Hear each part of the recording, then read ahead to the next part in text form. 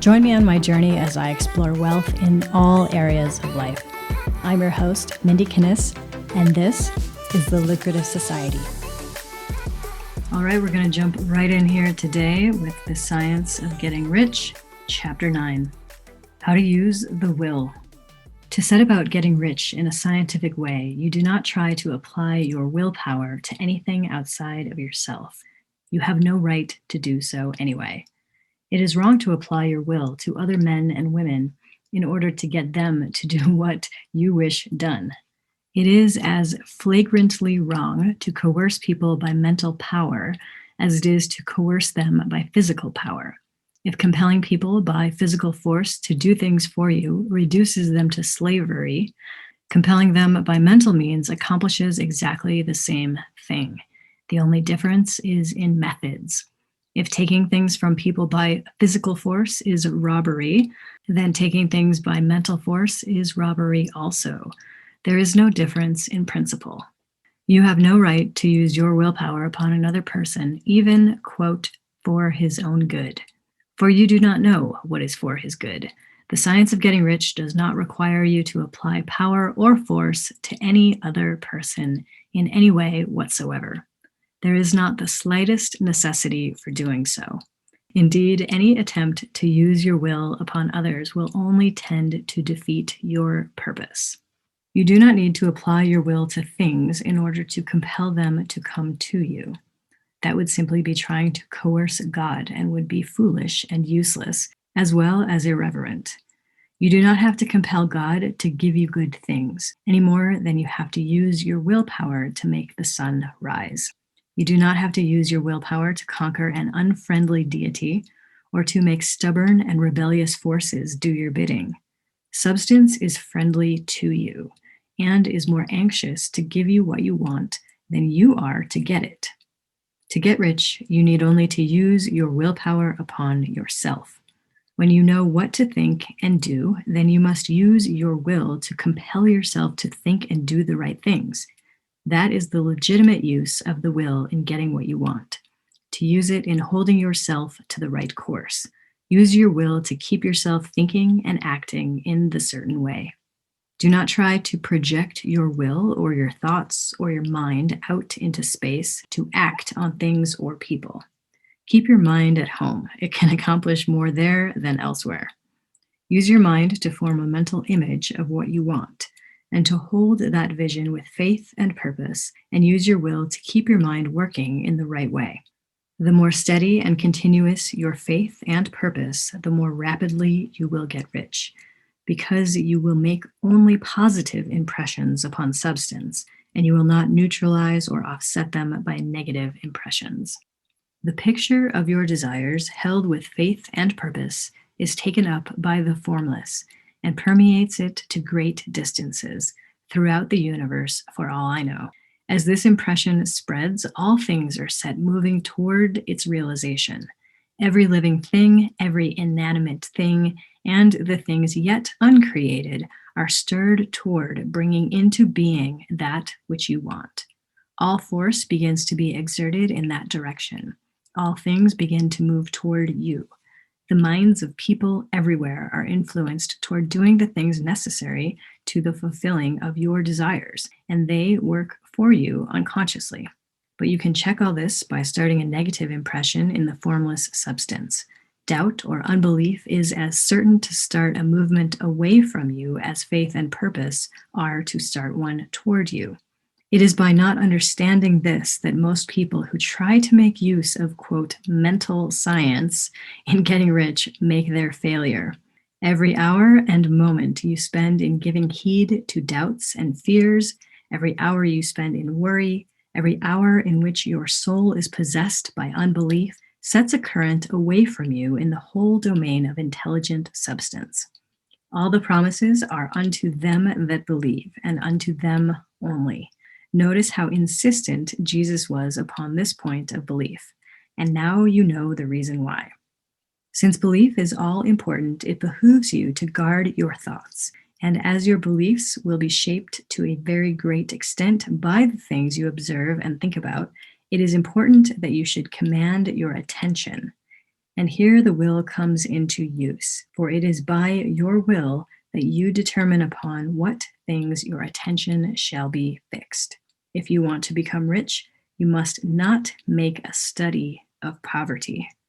Things are not brought into being by thinking about their opposites.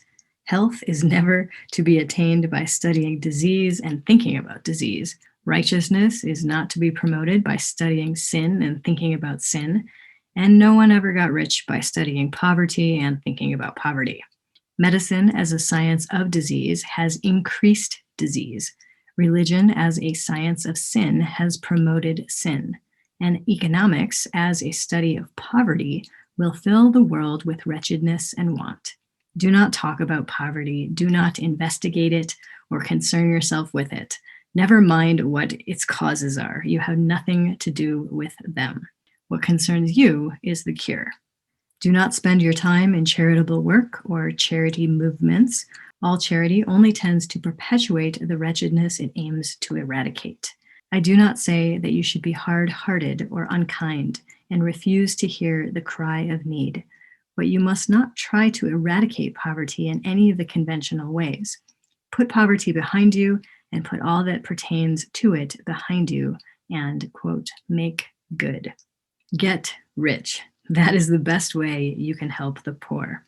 And you cannot hold the mental image which is to make you rich if you fill your mind with pictures of poverty. Do not read books or papers which give circumstantial accounts of the wretchedness of the tenement dwellers, of the horrors of child labor, and so on. Do not read anything which fills your mind with gloomy images of want and suffering. You cannot help the poor in the least by knowing about these things, and the widespread knowledge of them does not tend at all to do away with poverty. What tends to do away with poverty is not getting pictures of poverty into your mind, but getting pictures of wealth into the minds of the poor. You are not deserting the poor in their misery when you refuse to allow your mind to be filled with pictures of that misery. Poverty can be done away with, not by increasing the number of well-to-do people who think about poverty, but by increasing the number of poor people who purpose with faith to get rich. The poor do not need charity. They need inspiration. Charity only sends them a loaf of bread to keep them alive in their wretchedness, or gives them an entertainment to make them forget for an hour or two. But inspiration will cause them to rise out of their misery. If you want to help the poor, demonstrate to them that they can become rich. Prove it by getting rich yourself. The only way in which poverty will ever be banished from this world is by getting a large and constantly increasing number of people to practice the teachings of this book. People must be taught to become rich by creation, not by competition. Every man who becomes rich by competition throws down behind him the ladder by which he rises and keeps others down. But every man who gets rich by creation opens a way for thousands to follow him and inspires them to do so. You are not showing hardness of heart or an unfeeling disposition when you refuse to pity poverty, see poverty, read about poverty, or think or talk about it, or to listen to those who do talk about it. Use your willpower to keep your mind off the subject of poverty and to keep it fixed with faith and purpose on the vision of what you want. Chapter 10. Further use of the will. You cannot retain a true and clear vision of wealth if you are constantly turning your attention to opposing pictures, whether they be external or imaginary. Do not tell of your past troubles of a financial nature. If you have had them, do not think of them at all. Do not tell of the poverty of your parents or the hardships of your early life. To do any of these things is to mentally class yourself with the poor for the time being, and it will certainly check the movement of things in your direction. Let the dead bury their dead, as Jesus said. Put poverty and all things that pertain to poverty completely behind you. You have accepted a certain theory of the universe as being correct, and are resting all your hopes of happiness on its being correct. And what can you gain by giving heed to conflicting theories? Do not read religious books which tell you that the world is soon coming to an end, and do not read the writing of muckrackers and pessimistic philosophers who tell you that it is going to the devil. The world is not going to the devil. It is going to God. It is wonderful becoming. True, there may be a good many things in existing conditions which are disagreeable, but what is the use of studying them when they are certainly passing away, and when the study of them only tends to check their passing and keep them with us? Why give time and attention to things which are being removed by evolutionary growth, when you can hasten their removal only by promoting the evolutionary growth as far as your part of it goes? No matter how horrible in seeming may be the conditions in certain countries, sections, or places, you waste your time and destroy your own chances by considering them. You should interest yourself in the world's becoming rich. Think of the riches the world is coming into instead of the poverty it is growing out of. And bear in mind that the only way in which you can assist the world in growing rich is by growing rich yourself through the creative method, not the competitive one.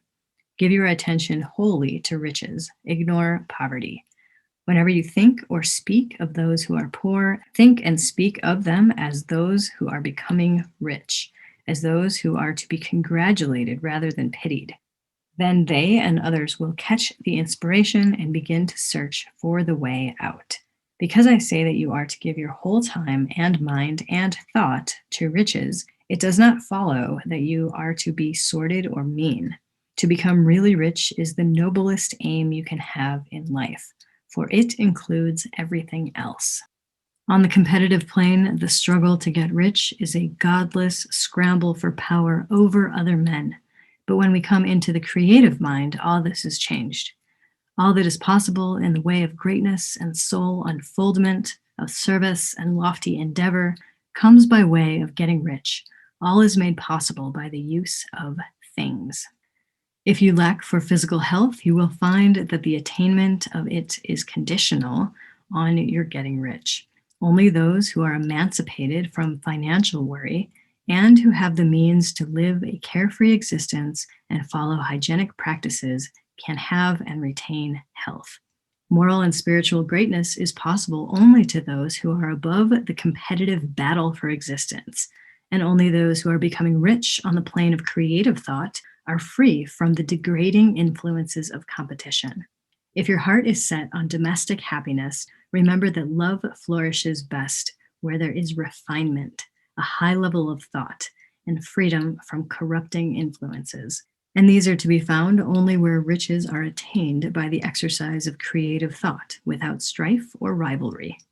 You can aim at nothing so great or noble, I repeat, as to become rich.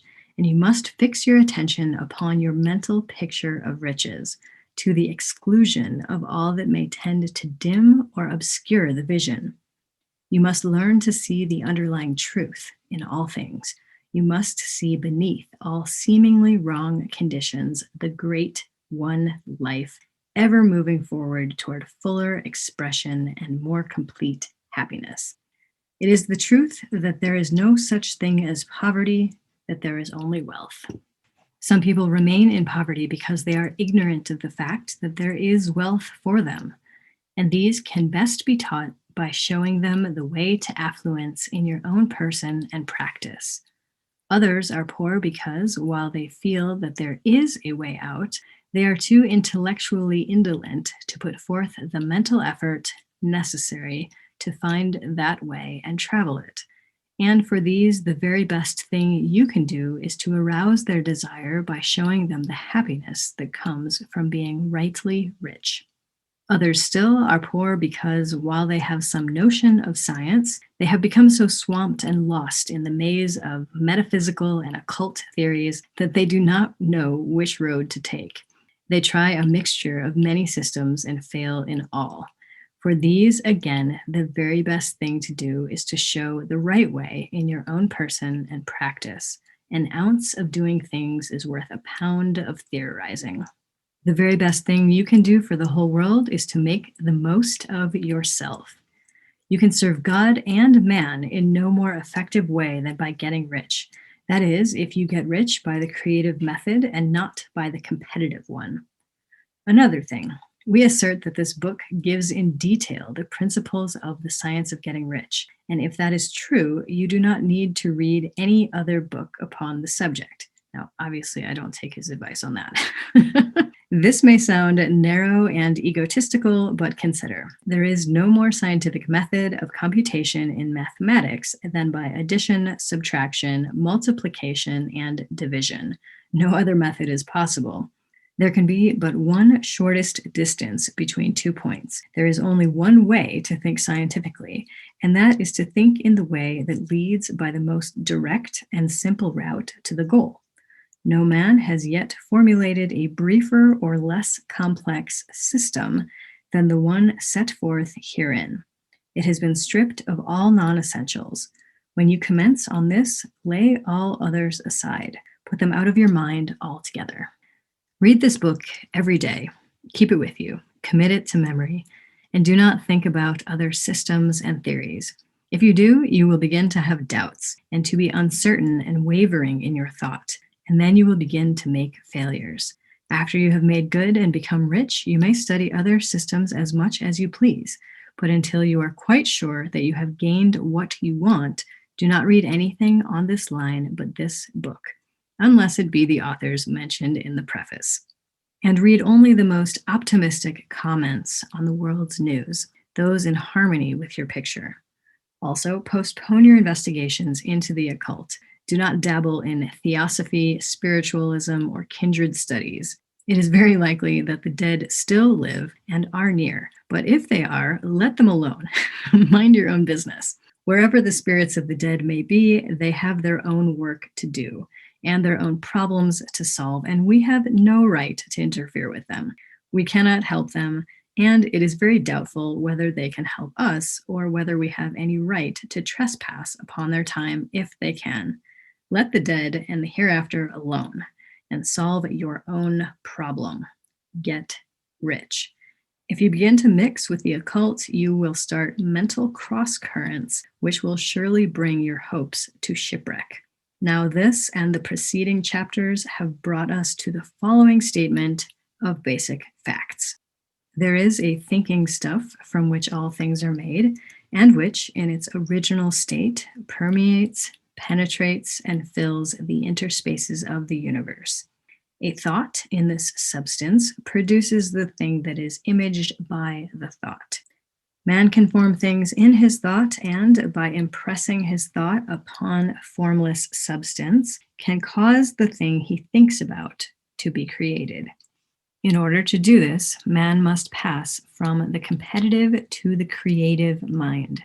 He must form a clear mental picture of the things he wants, and hold this picture in his thoughts with the fixed purpose to get what he wants, and the unwavering faith that he does get what he wants, closing his mind against all that may tend to shake his purpose, dim his vision, or quench his faith. And in addition to all this, we shall now see that he must live and act in a certain way. Chapter 11. Acting in the certain way. Thought is the creative power or the impelling force which causes the creative power to act. Thinking in a certain way will bring riches to you, but you must not rely upon thought alone, paying no attention to personal action. That is the rock upon which many otherwise scientific metaphysical thinkers meet shipwreck, the failure to connect thought with personal action. We have not yet reached the stage of development, even supposing such a stage to be possible, in which man can create directly from formless substance without nature's processes or the work of human hands. Man must not only think, but his personal action must supplement his thought. By thought, you can cause the gold in the hearts of the mountains to be impelled toward you, but it will not mine itself, refine itself, coin itself into double eagles, and come rolling along the roads, seeking its way into your pocket.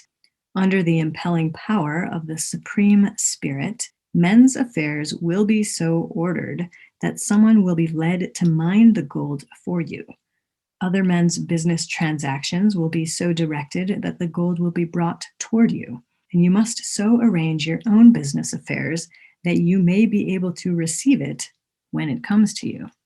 Your thought makes all things, animate and inanimate, work to bring you what you want. But your personal activity must be such that you can rightly receive what you want when it reaches you. You are not to take it as charity, nor to steal it. You must give every man more in use value than he gives you in cash value. The scientific use of thought consists in forming a clear and distinct mental image of what you want, in holding fast to the purpose to get what you want, and in realizing with grateful faith that you do get what you want. Do not try to project your thought in any mysterious or occult way with the idea of having it go out and do things for you. That is wasted effort and will weaken your power to think with sanity. The action of thought in getting rich is fully explained in the preceding chapters. Your faith and purpose positively impress your vision upon formless substance, which has the same desire for more life that you have.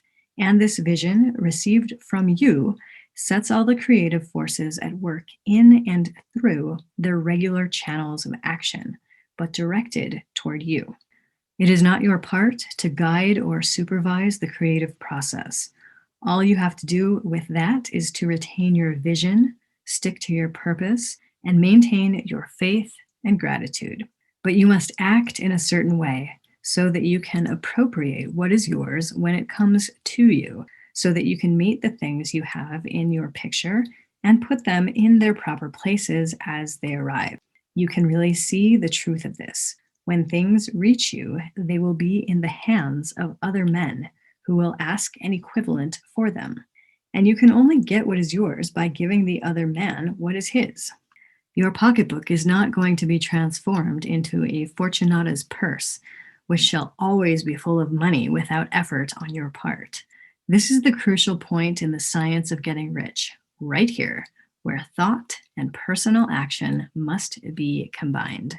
There are very many people who consciously or unconsciously set the creative forces in action by the strength and persistence of their desires, but who remain poor because they do not provide for the reception of the thing they want when it comes. By thought, the thing you want is brought to you. By action, you receive it. Let me just repeat that statement. By thought, the thing you want is brought to you. By action, you receive it. Whatever your action is to be, it is evident that you must act now. You cannot act in the past, and it is essential to the clearness of your mental vision that you dismiss the past from your mind. You cannot act in the future, for the future is not here yet, and you cannot tell how you will want to act in any future contingency until that contingency has arrived. Because you are not in the right business or the right environment now, do not think that you must postpone action until you get into the right business or environment. And do not spend time in the present taking thought as the best course in possible future emergencies. Have faith in your ability to meet any emergency when it arrives. If you act in the present with your mind on the future, your present action will be with a divided mind and will not be effective. Put your whole mind into present action. Do not give your creative impulse to original substance and then sit down and wait for results. If you do, you will never get them. Act now. There is never any time but now, and there never will be any time but now. If you are ever to begin to make ready for the reception of what you want, you must begin now. And your action, whatever it is, must most likely be in your present business or employment and must be upon the persons and things in your present environment. You cannot act where you are not. You cannot act where you have been, and you cannot act where you are going to be. You can act only where you are. Do not bother as to whether yesterday's work was well done or ill done. Do today's work well. Do not try to do tomorrow's work now. There will be plenty of time to do that when you get to it. Do not try by occult or mystical means to act on people or things that are out of your reach. Do not wait for a change of environment before you act. Get a change of environment by action. You can so act upon the environment in which you are now as to cause yourself to be transferred to a better environment. Hold with faith and purpose the vision of yourself in the better environment, but act upon your present environment with all your heart and with all your strength and with all your mind. Do not spend any time in daydreaming or castle building. Hold to the one vision of what you want and act now. Do not cast about seeking some new thing to do or some strange, unusual, or remarkable action to perform as a first step toward getting rich. It is probable that your actions, at least for some time to come, will be those that you have been performing for some time past. But you are to begin now to perform these actions in a certain way, which will surely make you rich. If you are engaged in some business and feel that it is not the right one for you, do not wait until you get into the right business before you begin to act. Do not feel discouraged or sit down and lament because you are misplaced. No man was ever so misplaced that he could not find the right place, and no man ever became so involved in the wrong business, but that he could not get into the right business. Hold the vision of yourself in the right business with the purpose to get into it and the faith that you will get into it and are getting into it, but act in your present business. Use your present business as the means of getting a better one, and use your present environment as the means of getting into a better one. Your vision of the right business, if held with faith and purpose, will cause the Supreme to move the right business toward you, and your action, if performed in a certain way, will cause you to move toward the business. If you are an employee or wage earner and feel that you must change places in order to get what you want, do not project your thought into space and rely upon it to get you another job. It will probably fail to do so. Hold the vision of yourself in the job you want, while you act with faith and purpose on the job you have, and you will certainly get the job you want. Your vision and faith will set the creative force in motion to bring it toward you, and your action will cause the forces in your own environment to move you toward the place you want. In closing this chapter, we will add another statement to our syllabus. There is a thinking stuff, this should be very familiar to you by now, from which all things are made, and which, in its original state, permeates, penetrates, and fills the interspaces of the universe. A thought in this substance produces the thing that is imaged by the thought. Man can form things in his thought, and by impressing his thought upon formless substance, can cause the thing he thinks about to be created. In order to do this, man must pass from the competitive to the creative mind.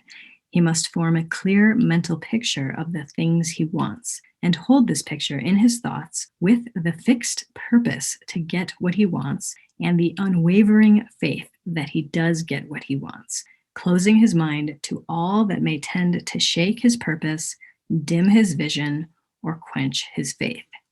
That he may receive what he wants when it comes, man must act now upon the people and things in his present environment. That ends chapter 11. I will look forward to speaking with you tomorrow for the next 3 chapters. Thanks so much for listening. Make sure to subscribe to the Lucrative Society on iTunes, and please leave a review of the podcast. Visit lucra.com for transcripts and resources, or to become a member of the Lucrative Society, where I coach purpose-based entrepreneurs on business, mindset, and heartset. Lucra, where wealth equals well-being.